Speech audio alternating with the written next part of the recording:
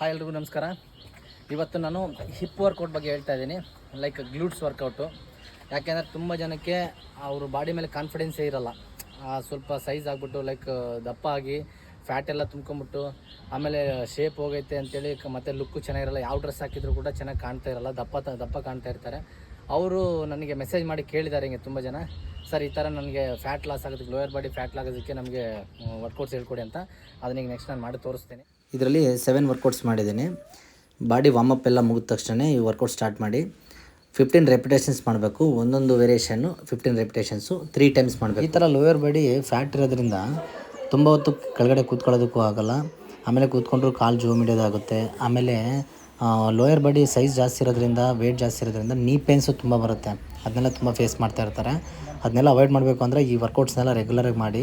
ಇದೆಲ್ಲ ಹೋಮ್ ವರ್ಕೌಟ್ಸೇ, ಒಂದು ಮ್ಯಾಟ್ ಇದ್ದರೆ ಸಾಕಿದ್ದಕ್ಕೆ ಮಾಡಲಿಕ್ಕೆ ತುಂಬ ಒಳ್ಳೆ ರಿಸಲ್ಟ್ ಬರುತ್ತೆ. ಬಟ್ ಯಾವುದೇ ಮಾಡಲಿ ಕನ್ಸಿಸ್ಟೆನ್ಸಿ ಇಲ್ಲ ಅಂದರೆ ಯಾವುದೂ ನಮಗೆ ರೀಚ್ ಆಗೋಲ್ಲ.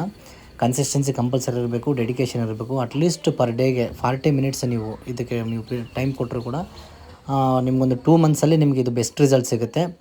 ಖಂಡಿತ ಟ್ರೈ ಮಾಡಿ. ಏನೇ ಡೌಟ್ ಇದ್ದರೂ ಕೂಡ ನನಗೆ DM ಮಾಡಿ, ನಾನು ವಿಡಿಯೋ ಕಾಲಲ್ಲಿ ಬೇಕಾದ್ರೆ ನಾನು ವರ್ಕೌಟ್ಸ್ ತೋರಿಸ್ತೀನಿ. ನೀವು ಯಾವುದೇ ವರ್ಕೌಟ್ ಮಾಡಿದರೂ ಕೂಡ ಪರ್ಫೆಕ್ಷನ್ ಇರಬೇಕು. ಪರ್ಫೆಕ್ಷನ್ ಇಲ್ದಂಗೆ ನಾವು ಮಾಡಿದರೆ ತುಂಬ ಪ್ರಾಬ್ಲಮ್ಸ್ನ ಫೇಸ್ ಮಾಡ್ತೀವಿ.